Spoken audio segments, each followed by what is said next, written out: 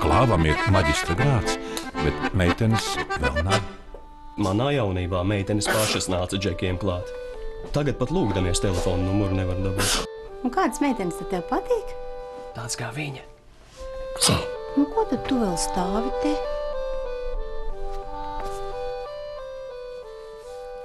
Čau, mam!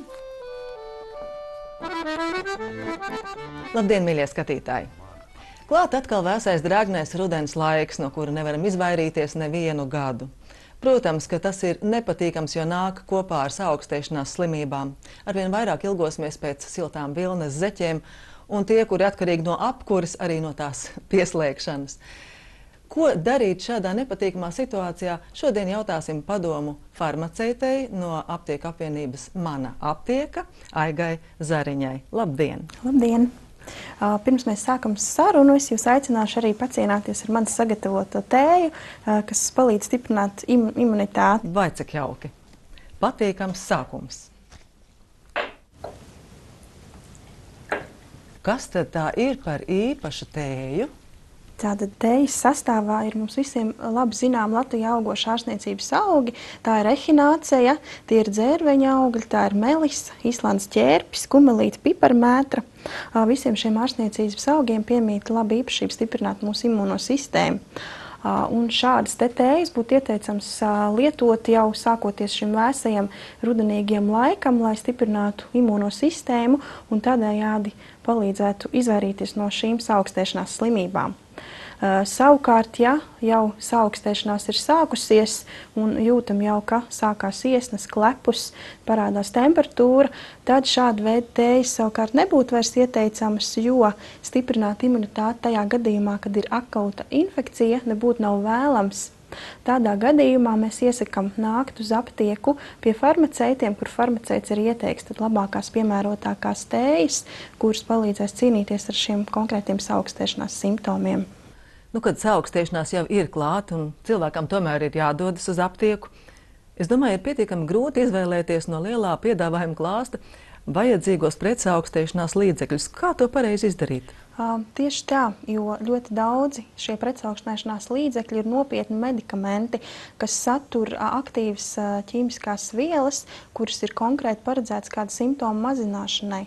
Līdz ar to šos līdzekļus vajadzētu lietot mērķtiecīgi. Tas nozīmē, ka vajadzētu lietot tikai tajā gadījumā, kad tas tiešām ir nepieciešams. Diemžēl mēs savā aptieku praksē bieži redzam to, ka šos līdzekļus lieto nepamatoti gadījumos, kad tas nebūtu nav vajadzīgs. Kā lai cilvēks pareizi nosaka, kas viņam tieši būtu vajadzīgs un kādi ir tie viņa simptomi?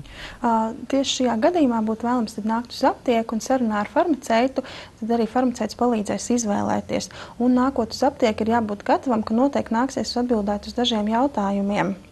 Kādiem? Noteikti tad ir jāizvērtē, kā cilvēks pats jūtās, vai viņam ir temperatūra, vai ir iesnas, vai ir klepus. Ja ir klepus, tad noteikti farmaceits arī pajautās, vai šis klepus ir sauss, skairinošs, vai arī pretēji atlecošs, mīksts klepus. Katrā no šiem gadījumiem būs atkal dažādi šie ārstniecības līdzekļi, ko farmaceits ieteiks. Un tad, izejot no tā, kādas būs atbildes, jūs izvēlēsieties attiecīgo pretsaaugstēšanās līdzekli, ko piedāvāt. Jā, tieši tā.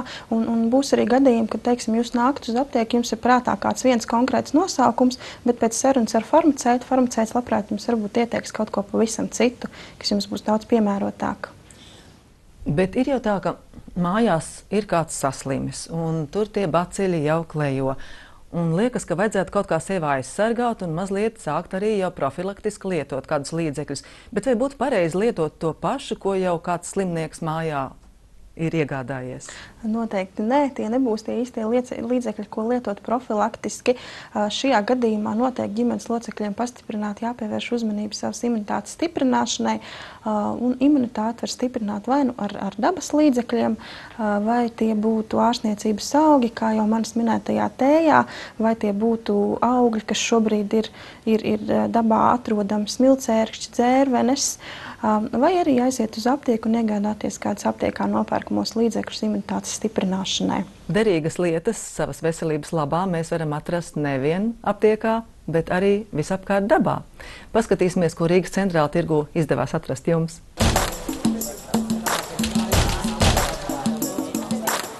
Un man ir padomā dažas receptes vitamīnu saturošiem kokteļiem. Un iesim paskatīties, vai mēs varam sameklēt visas vajadzīgās sastāvdaļas. Kur tās dzērvenītes lastītas, no kuras puses? Jēkabpils puses. Latvijas ķiploki šie jums vietējie? Jā. Vietējais ķirbītis droši vien, jā? Jā. Miksts, garšīgs. Jūs varat pagaidīt. Būs laikam labāk, jā? Jā, droši vien. Tas viss sautākā šķirnīca. Paldies!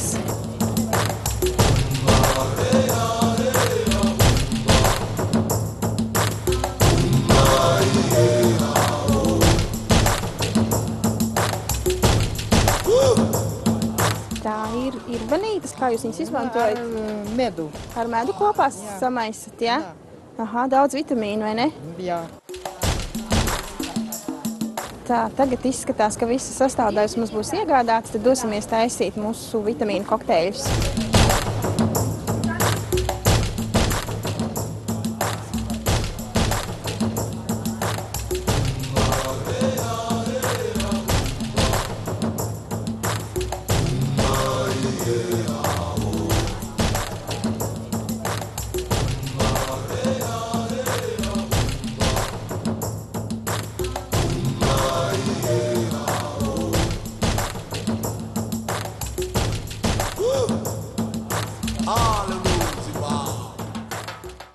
Pirmais kokteils mums ir gatavs, un šādi mēs lietojam. Pieaugušie lieto vienu ēdamkarotu dienā, savukārt bērni lieto pat ēkarotē dienā.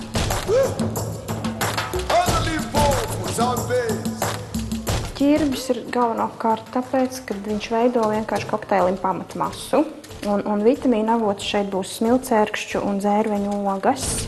Tas ir vairāk profilaktisks kokteilīts, jo tur ir, teiksim, tā C vitamīns daudz, un to var lietot katru dienu.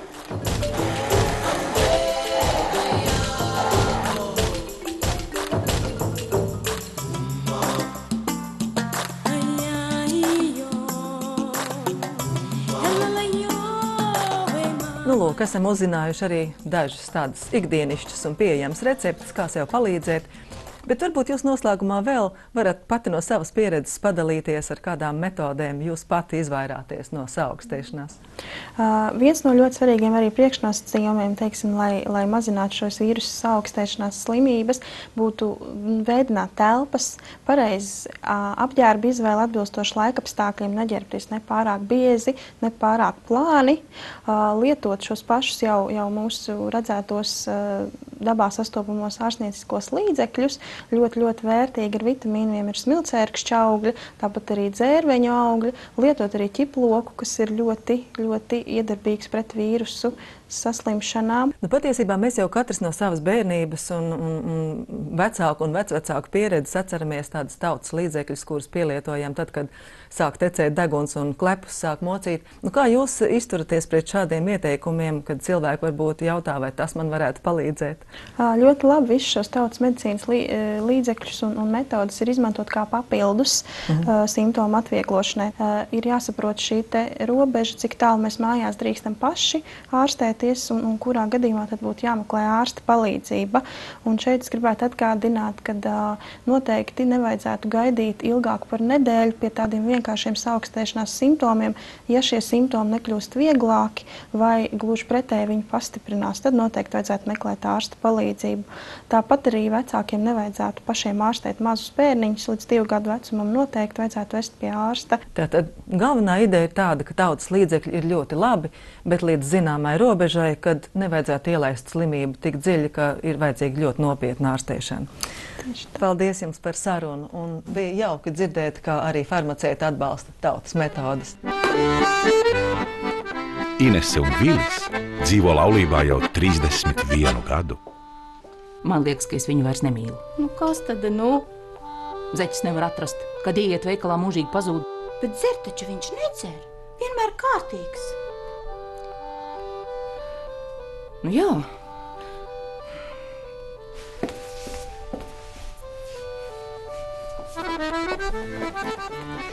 Bet ar to mūsu raidījums vēl šodien nebeidzas. Mans kolēģis Andris Bulis mēģinās noskaidrot, cik noderīgas veselībai ir priežu skujas.